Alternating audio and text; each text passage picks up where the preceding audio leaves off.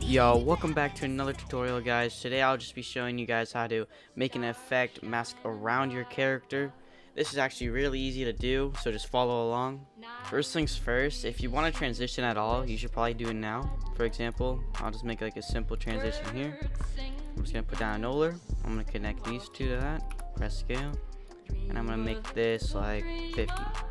I'm going to press F9 on these keyframes and then make the graph like this. Also, you're going to want to add motion tile so that you don't see any black. Alright, so you got this first part of the transition. That's all you really need for now. You can highlight both clips, press Ctrl-Shift-C, and then just name this whatever you want. It doesn't really matter. I like to tend to name my comps like very small names so it is not too long for up here, so I can still switch between. Now what you're going to want to do is just obviously go into your comp. Now in here you'll see your transition and the clip that we just saw.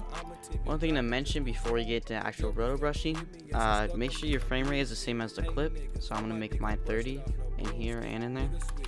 It can be 29.9 if you wanted to, really up to you though. Now to get to Rotobrush, you're going to click on your clip so that you know where it is. Click the Rotobrush and then double click it. So now you'll be brought on this screen, and now you're just going to start Rotobrushing and outlining the character. This part can be sloppy because it doesn't really have to be perfect. Like you don't have to get spot on because it doesn't really matter in the end game. So now what we're going to do is you're going to duplicate this layer by pressing Ctrl D. Click the second layer down here and you're going to delete this so you actually have a background. Now duplicate the top layer again.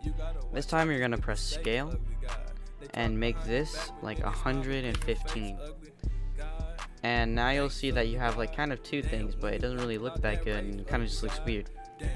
So the way I do it is I usually just right click on here, I go to blending mode, and then I go to add. Now you can see the bigger one is kind of like light and it's like kind of at like 50 opacity. Now what you're going to do is you're going to look up 𝘄𝗲𝘀𝗀𝘀 or 𝘄𝗲𝗀𝗀stripes. It doesn't really matter which one, I just go for either or. Now you can see with the 𝘄𝗲𝗀stripes on, we kind of have a background kind of thing, but it doesn't really look that good yet. Now a couple things you can do here is go into 𝘄𝗲𝗀stripes, and if you're trying to fit a theme, like a color theme, go ahead and change the color here, as this will probably be the best time to do it. So if I go click purple, you'll see there's kind of like a purple bluish thing going on now, and it looks at least a lot better in my opinion. Now what you can do is put on turbulent displace.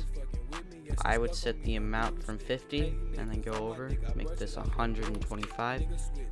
It just makes it so it gets more and more distorted as the clip ends, which in my opinion looks a lot better.